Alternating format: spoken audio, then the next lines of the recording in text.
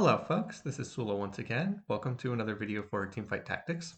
In this video, we're going to be looking at a different team composition, one that I haven't featured on YouTube yet, and that is a Rangers team composition based around the character Varus. I'm going to be referring to him as Varus and not Varus because longtime habit from having so many games with Varus Nox, one of our friends in it. Anyway, here on the initial carousel, I was looking to try to take a rod, but I wasn't able to get that. And I ended up taking a bow off the carousel, and that was what kind of led me to try out this particular team composition. This is a team comp that's good to run if you get a lot of bows because it relies on various different attack speed items. You're going to be wanting items like Rage Blade and Ruden's Hurricane, stuff like that. So you want bows and swords are the main items for this team comp, and then any tanky items will just go on your front line. Anyway, this is, like I said, a different team composition. We're going to get to see the Rangers trait, and we're going to see the Redeem trait, and I haven't really talked a lot about Rangers in the past, so I'm going to try to highlight them and talk a little bit more about them. Here on this initial minion flop, I ended up with a Callista on the carousel, and then there's two more Callistas here, so I was like, all right, I'll go ahead and pick up the Callista 2-star here. I might as well. If I get any gold, I can look to pick up like the Vayne right there, which will be useful in the long term if I'm going to be running Rangers. However, what I was thinking was, the Callista can hold items that'll later go on Varus, so it doesn't hurt to pick up the Callista right now. Use her as an early item holder. I was slightly disappointed I didn't get any gold to pick up the Vayne there, but there's another Vayne here, so that's okay. I'll go ahead and pick up the two Aphelioses. Not Aphelios, wow. Two Aphelioses, that would be nice. Two Aatroxes, another champion that starts with the letter A. Pick up the two Aatroxes, and that'll be at least okay. It's not particularly good frontline, but I can use it for right now. Also makes the Legionnaire trade, but I'm not planning on playing through Legionnaire long term. I'm planning on playing Rangers, but I'll do the best I can with what I've got here. It was nice to get another bow. That's pretty nice. And then here I get a Varus, and I was like, oh, I got to buy that Vayne. And I just managed to pick that up before the time runs out. And that's important because that'll let me run the Ranger trait. So now that I found the early Varus, I was like, okay, I didn't hit a ton of early Varuses, but I'm sure I can get enough to at least 2-star the Varus. So we'll go ahead and do this setup. My comp has hilarious lack of frontline here. I have a 1-star Aatrox with no items, but okay, whatever. We'll see what we can do. We actually do have a lot of damage with this setup, just have no tankiness whatsoever.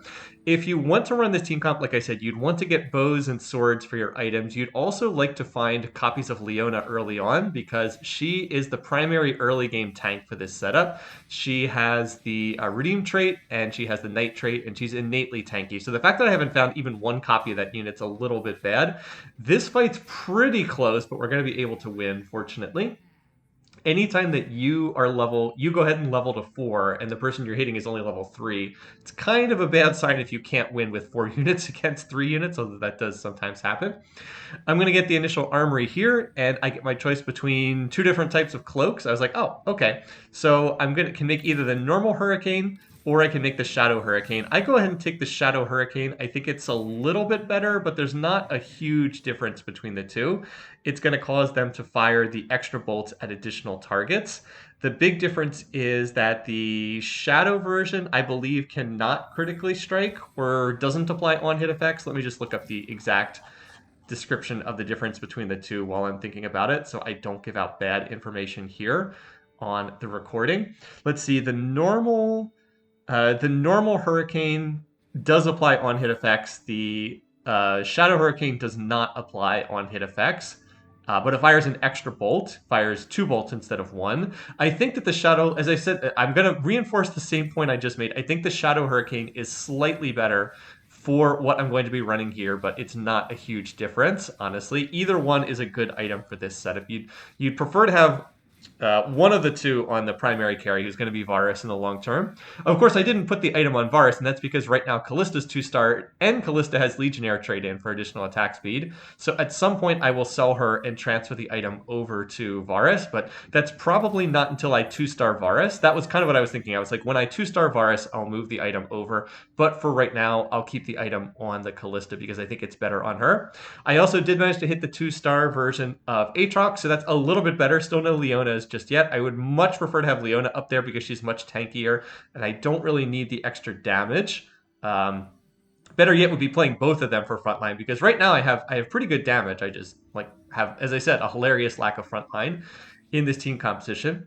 I hit the early Lux at 15% odds, so that's going to be the next unit in. I needed a redeemed unit of some kind to get redeemed in, because I'm at 2 out of 3 unredeemed, and the unit that I hit was the Lux, so that's what I'm going to look to play next, so I'll hold on to that. This fight's reasonably close, but unfortunately Warwick, 2-star Warwick's able to reset on my back line. And if I had won that round, I would have sold the spare Aatrox. I would have sold the spare Aatrox, sold the spare Thresh, and then that would have got me to 10 gold. But since I didn't win that round, I just pre-leveled to level 5. And that means because I was not able to win streak to the early game, it's going to be a bit of a poor econ game here at the start, since I wasn't able to get to 10 gold there, and since I wasn't able to get the 1 gold from winning. The good news, if there is good news, is I get increased carousel priority, so I have to look at the different options here. I want to try to make use of that other bow that's on Varus. So I was looking to try to get a rod so I could make Rage Blade, which is another one of the key items to put on Varus, but the only rod that's on here is a Shadow Rod. I don't really want the Shadow Rod, because if I make that item, then it's going to create the Shadow Rage Blade, which deals damage to the user. And if I put that on Varus right now, he would just kill himself auto-attacking. That would also force me to get a lifesteal item on him. So for the time being, I just took the Varus with the Shadow Sword. I figured that could be a number of good items. If I find another cloak, it could be the Shadow Bloodthirster. I could always, if I find another Varus right now, it'll combine with the bow, and it would make the Shadow Giant Slayer. And Shadow Giant Slayer is not bad. It's a pretty good item. I wouldn't say it's best in slot by any means, but it's certainly viable right here. If you're unfamiliar with this item, the Shadow version of the Giant Slayer is the holder's abilities and attacks do 50% bonus damage if the target has more than 1100 maximum health. So it is a tank killing item. As I said, it's definitely not best in slot, but it's certainly a viable option. So if I get another Varus popping up here, I am not going to feel particularly sad about that happening. In this particular round, we're just kind of destroying this person who hadn't lost yet, so I was happy to see that. And I go ahead and sell the spare Aatrox to get to 10 gold. I actually do want the Morgana that pops up here, but it's just very expensive at this stage of the game. I really need to get my economy on track. So for right now, I'm going to skip the Morgana in the name of getting more econ here.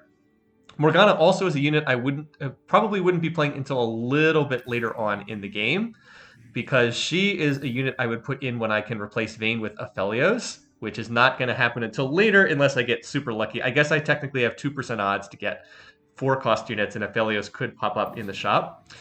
All right, so we've got one more round here. I'm hoping that I can win this round and try to get that win streak going. I'm not going to be able to get to 20 gold going into the minion round, but it would be nice to win this round and at least get a little bit more money. Try to get a modest win streak going, so I'm not going win-loss, etc. I see that this is going to be a tough round, so I dump the Chain Vest onto the Aatrox, but unfortunately it looks like it's not quite going to be enough. That Yasuo has good itemization. Those Nightbringer shields are triggering on everyone, and I'm not quite enough. Couldn't deal enough damage. Didn't have enough front line to stand up to that. So I do end up losing that round. A little bit sad because, as I said, I've gone win-loss the last couple rounds, and that's not particularly good from an economic perspective. All right, let's go ahead, since we've got a minion round here, and discuss the traits for a second. The one I want to highlight in particular is Ranger, because that's kind of the featured trait that I'm playing through in this game.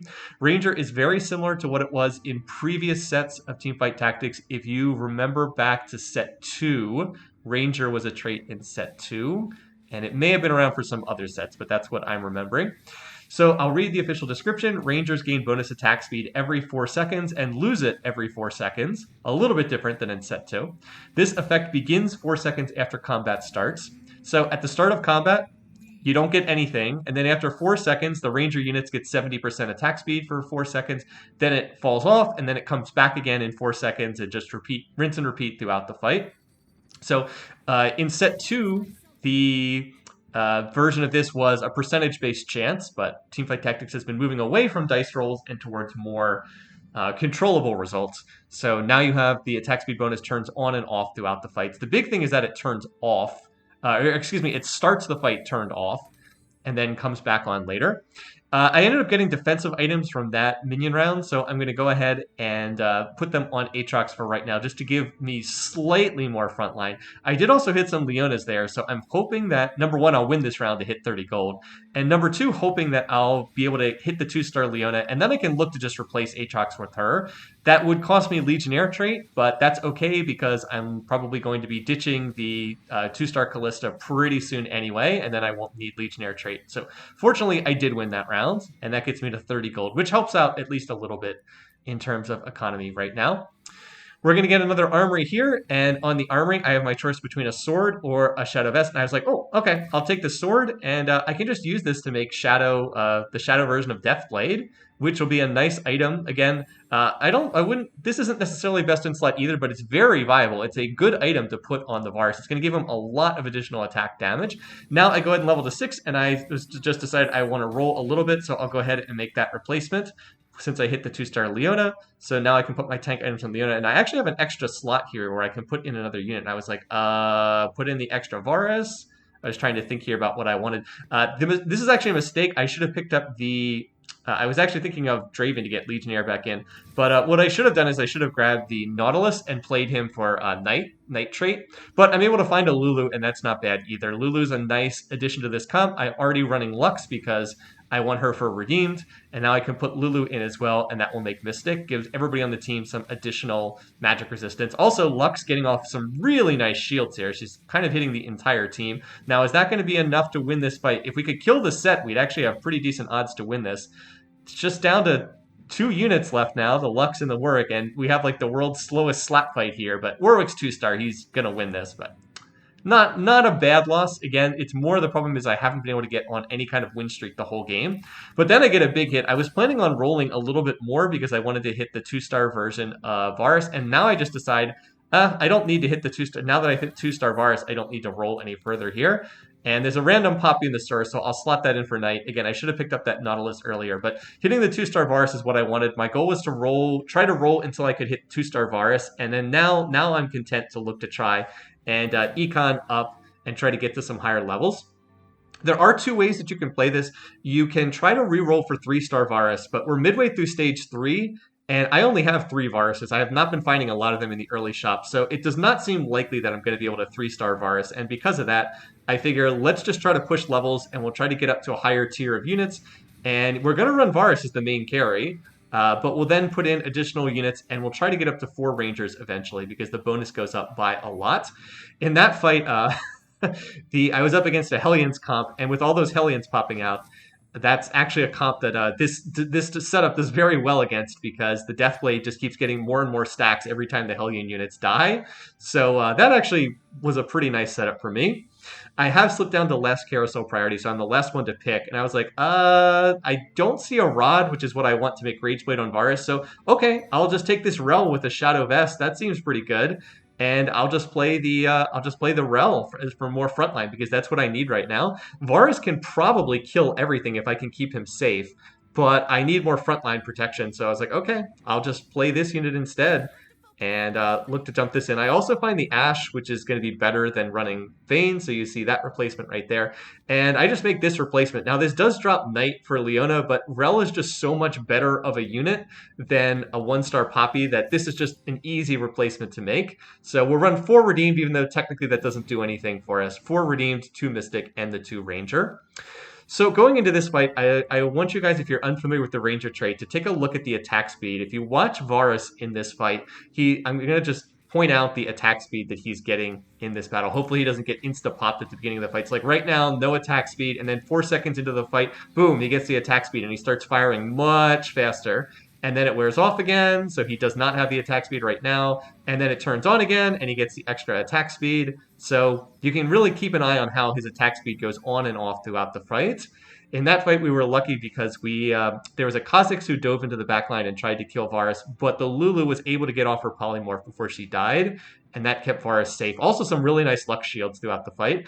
I am, of course, putting Lux on the other side of the fight, away from where Varus is, so that when she tosses out her ult, she usually will toss it for the entire length of the bottom part of the stage, and then she'll hit everyone in the back lines. Or if none of them are taking damage, then she'll throw it towards the front lines and hit Leona or Rel, but usually she tosses it in the back lines. and she can shield what, like three people and herself, so I guess 4 people in total with her ultimate there. I noticed that there was a Nautilus in the shop, so I've gone ahead and picked that up for this upcoming level 7. I will plan to go to level 7 after the minion round, and then I can put a Nautilus, and that will both make Knight and Ironclad, so a really nice setup there. Once again, Lulu gets off her Polymorph. Really, really good stuff. That's going to buy enough time for Varus to kill the Kha'Zix in the backline, and we're just kind of chilling right now. Since I hit the 2-star Varus, put the Hurricane plus the Deathblade on him, he's just kind of slicing through everybody else. Varus is surprisingly strong even as just a 2-star unit. He doesn't have to be 3-star. I mean, it's good if you can 3-star him, but he carries surprisingly well even as a 2-star unit. You also notice I hit 6 Leonas. I'm not expecting to hit 3-star Leona, but I certainly won't mind. It doesn't really cost me much gold to keep the 3 gold invested in Leona on my bench. And I'm also holding on to the Veins because I probably will need Vayne if I want to go up to 4 Rangers later on. So that's why I'm holding that unit there. All right, as far as the Ranger buff, I've been talking about 4 Ranger. The version of this trait with 2 Ranger is 70% attack speed. The version of the trait with 4 Ranger is 180% attack speed. So the bonus goes up by a lot, as we very nicely hit the 2-star Lux right there. So there we go. There's the Nautilus, and now we've got a lot of nice traits in. We have 4 redeemed. That's a little bit excessive, but like I said, I want to play the Rel. I want to play the Leona. We've got 2 Mystic in to get everybody extra magic resistance. Here, I'm just going to toss the that cloak onto Rel so that she gets the shadow version of Gargoyle Stoneplate. So 4 redeemed, 2 Mystic, 2 Ironclad, so everybody's got extra armor, everyone's got extra magic resistance, 2 Knight, so we actually have a pretty strong front line right now, and then the 2 Ranger. So this is another front-to-back team comp. It's vulnerability is backline access. Having Lulu in the back there actually helps a good bit with that. And this is a team comp that we hit relatively recently. I think we hit this midway through the last stage or something like that, and so we've hit it after a relatively short interval. If I remember correctly, I lost to this comp the last time I hit it, but now I just kind of tore right through it. So, as I said, feeling pretty strong right now overall. I guess I could sell the Leona to get to 40 gold. Maybe should have just done that, but oh well. All right, here I get my choice in the optional armory. In this patch, there's no longer a guaranteed armory at stage 4-2, but you have the chance to get one. And there's a rod right there, so I was like, oh, cool. Well, this works out perfectly. Now I've got all my items, and this is a really good setup for the Varus. I've got a Rage Blade, so he's going to stack up attack speed quickly. He's got a Death Blade for damage, and then he has the Shadow Hurricane so that he can hit multiple targets at once and keep applying that damage to as many people as possible. This is a pretty good setup, and, he doesn't have any. The big weakness is no lifesteal. That would be the only weakness. The Shadow Deathblade, since I haven't mentioned that, if you're unfamiliar with this item, Shadow Deathblade is plus 15 attack damage for the rest of combat every time you get a kill. And that can stack any number of times. But the trade-off is you get minus 20% maximum health. So Varus is slightly more vulnerable. You also start out with plus 60 attack damage, which is pretty nice. So Varus has been doing a good job of stacking that up in a lot of these fights. Here we're up against a person running a Vel'Koz setup. Vel'Koz plus Abomination, kind of an interesting setup. But got the Spellweaver from Brand, and then adding the Vel'Koz. And we win this round pretty easily, which is good because that person was win streaking hard. I believe that's the first time they've lost in a while. So very, very useful that we're able to interrupt that person's win streak. All right, so again, I'm looking to level here. I was thinking, should I play the Taric? And this was where I had kind of a tough call. Do I play the Taric or do I play the Nautilus? Nautilus they're both Knights, so I get Knight trait from either one. The Nautilus gives me Ironclad, but the Taric is a better unit overall and also gives me Verdant. So I was thinking I'll play the Taric for right now and see what I 2-star. If I 2-star the Nautilus, I'll play the Nautilus. If I 2-star the Taric, I'll play the Taric. Verdant, very nice, provides that protection against crowd control at the start of combat. And then the other thing is Taric has the big heal, which is really nice. In these fights, Rel is getting off her ult before she dies every time. The Shadow version of the Gargoyle Stoneplate was doing a lot of work in this fight. Also, a little note as far as tactics go, I am putting the Lulu right next to the Varus, so if any assassins are diving on Varus, they'll get polymorphed, and if there's no enemy units near Varus, Lulu will give him additional attack speed, which will stack up the Rage Blade faster. So, pretty happy with how that's set up, and looking pretty good right now. I'm on a nice winning streak, and my comp's feeling pretty strong. So we have another carousel here, and once again, I'm going to have last priority. So I will just pick from what's left over. I don't really need offensive items at this point because Varus is fully itemized. So I'll look to get something that has some kind of defensive setup or utility, something like that. I wouldn't have minded the Darius because Darius would be worth 5 gold. And then here, between these particular items, I was like, well, all right, I'll just take this cloak. I also did consider the glove. The glove could make a Shroud of Stillness, which wouldn't be bad, but it was on a 1-cost champion instead of a 3-cost champion. So I'd rather take this, get the extra gold, and then put this on Leona. I'm still thinking that I can probably sell the items off Leona later. Leona probably comes out of this comp down the road, and then I can look to transfer the items over to Rel, but I don't want to do that unless Rel is 2-starred.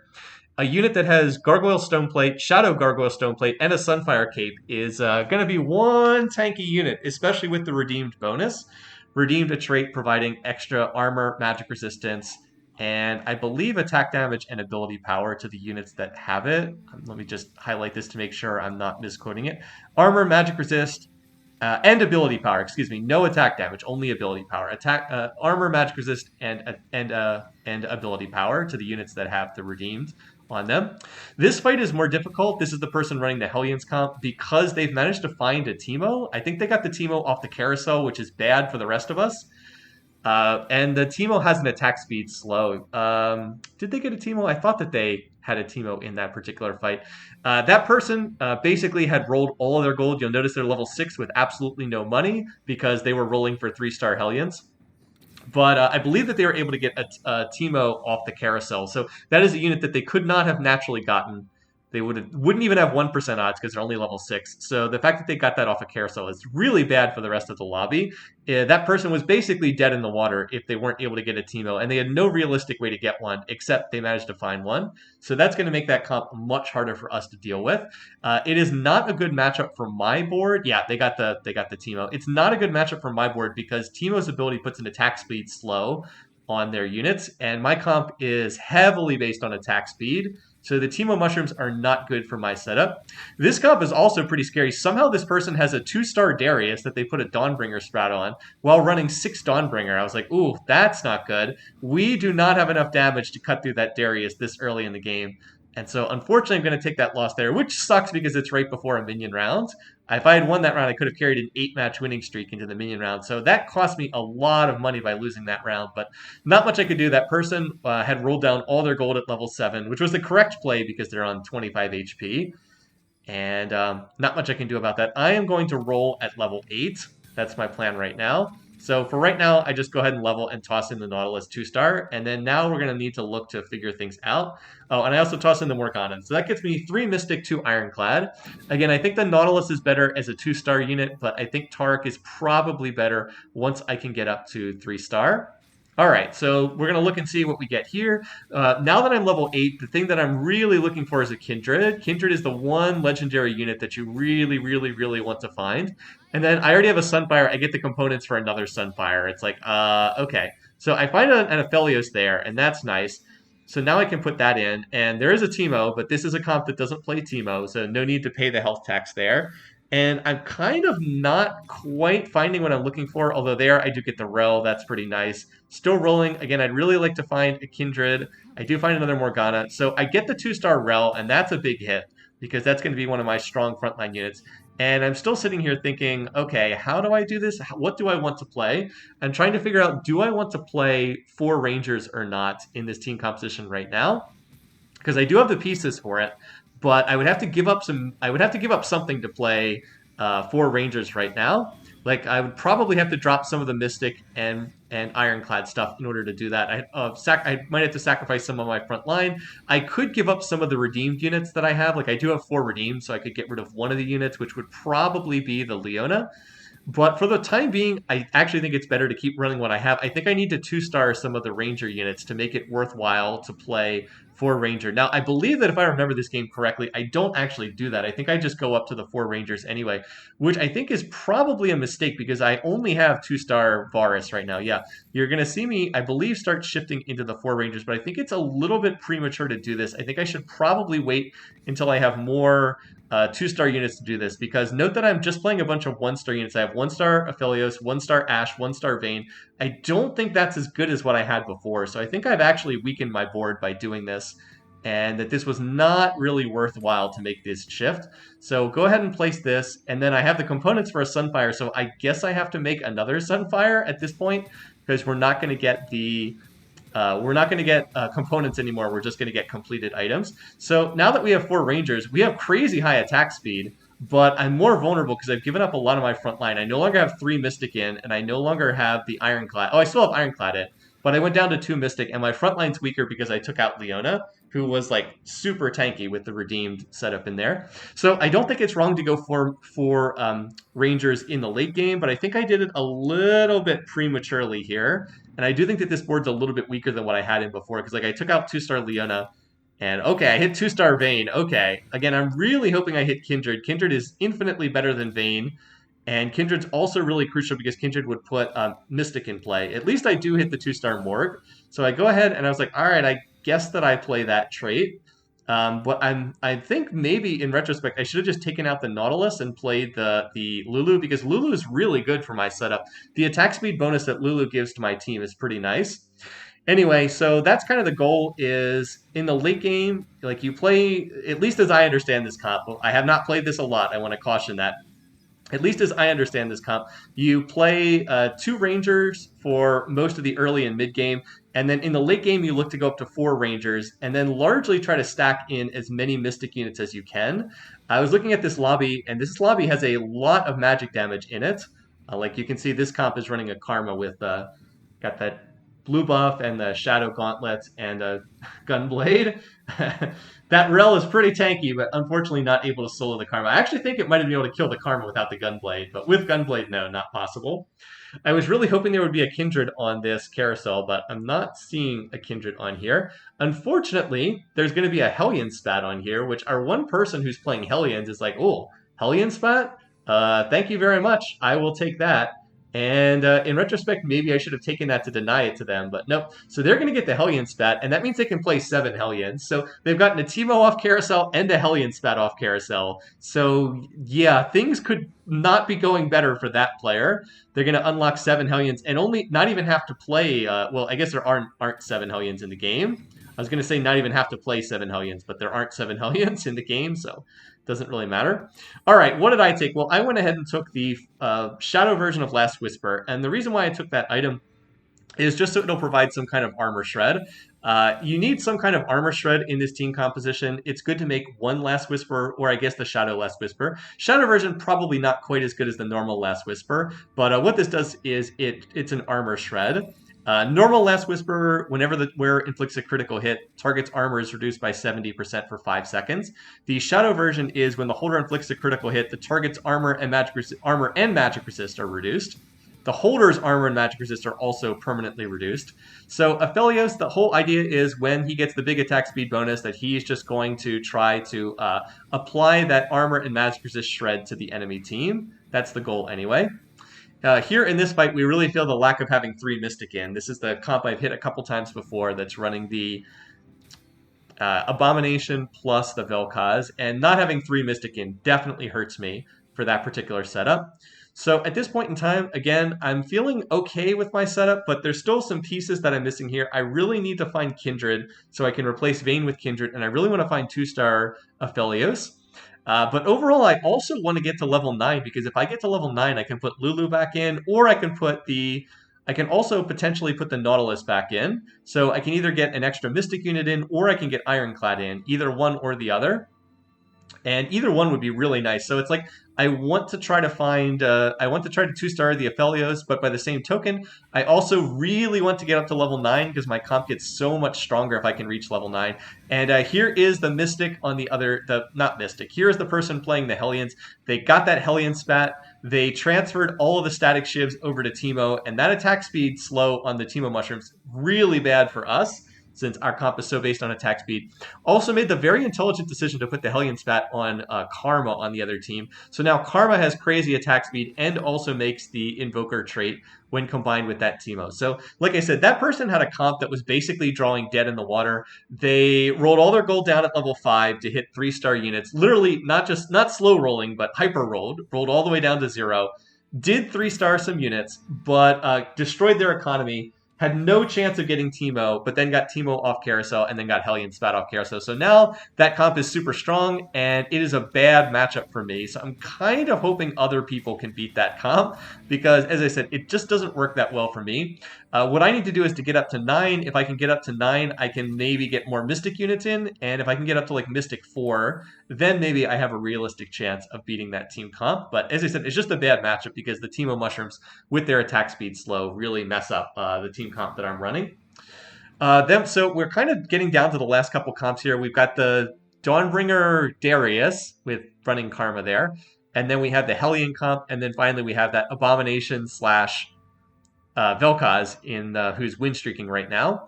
And I was looking at this team comps and I was like, wait a minute. All of these team comps are magic damage based. Like literally all of them are focused on dealing magic damage. So do I really want to hold on to that version of the Nautilus for Ironclad? I was like, I think I don't actually want that. This fight I was on track to win right up until Karma got off a crit that killed my entire back line. And again, that's kind of the setup for Karma is you want to see if she can kill the backline. Although I was like, wait a minute, Taric gets off that heal. Oh, maybe we do win this fight. Ha ha ha. This Karma has no way to heal, and my Rel and Taric are pretty tanky. So, yep.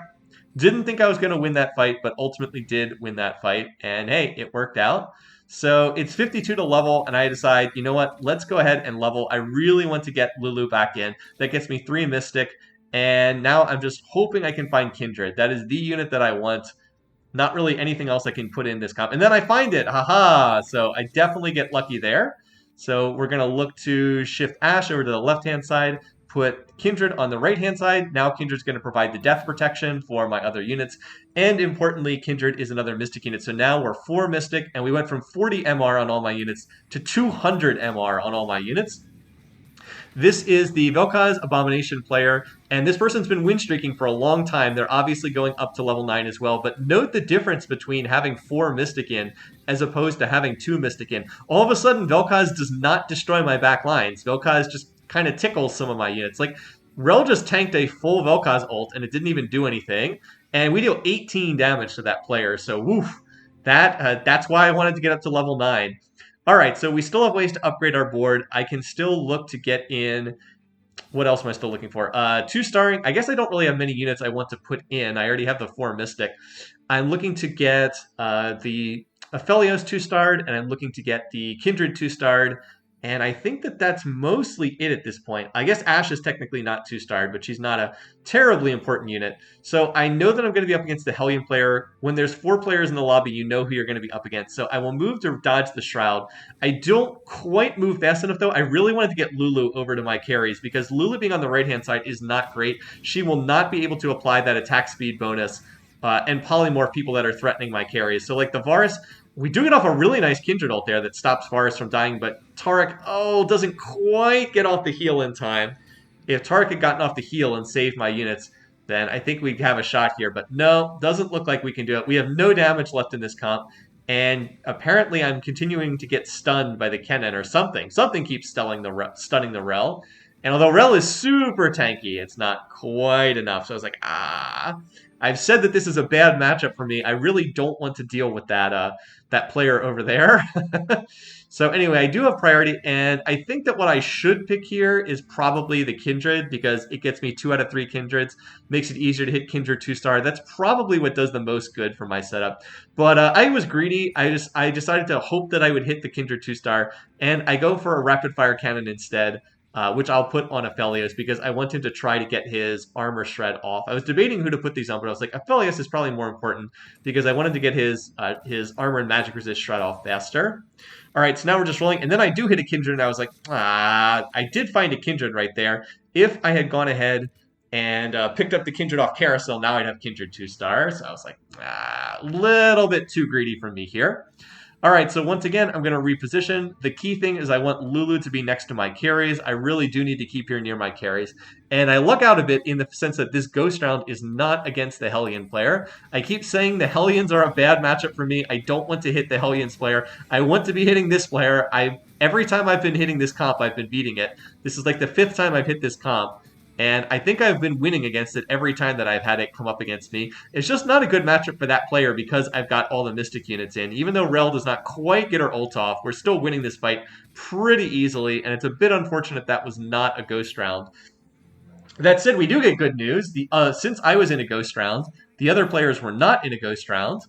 And the Hellions player actually lost the round, which is what I want. So we're in the merry-go-round right now. I beat the Vel'Koz player. I lose to the Hellion player, and the Hellion player loses to the Vel'Koz player. So it's like Vel'Koz beats Varus, or other way around. Varus beats Vel'Koz, Vel'Koz beats Teemo, Teemo beats Varus.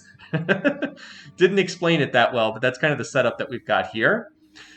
All right, so this time I didn't know who I was going to be up against, so I kept myself on the right-hand side. I do get shrouded, unfortunately, and that's kind of sad, but I do manage to keep the Lulu near my carries. Lux gets off a really nice ult, and this is a close fight.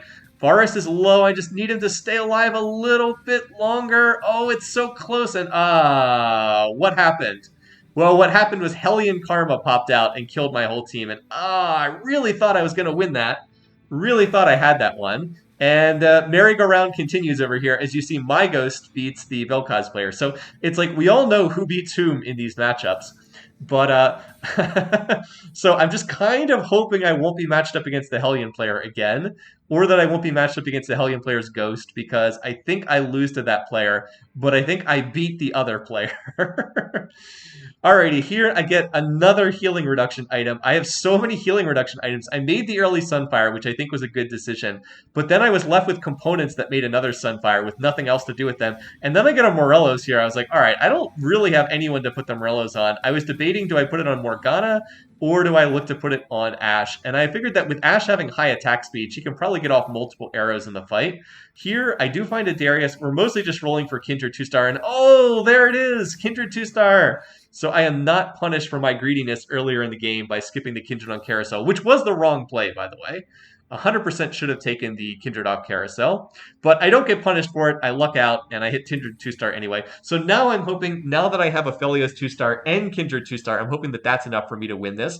The Hellion player makes a very smart move. They sell the unit that was had the Shroud, so now they can place the Shroud at the start of combat. But, we're not up against the Hellion player.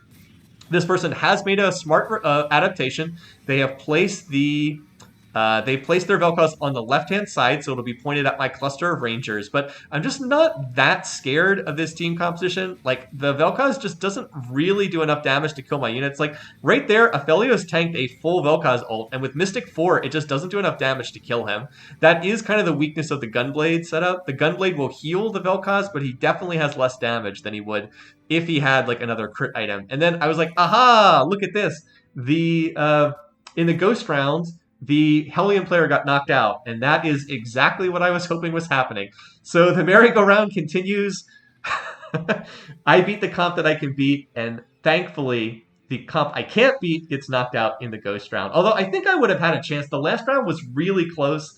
The last time I hit the Hellion player, it was super close. And since that happened, I hit 2-star Aphelios and hit 2-star Kindred. So I think I would have had pretty good odds against that comp, but who knows?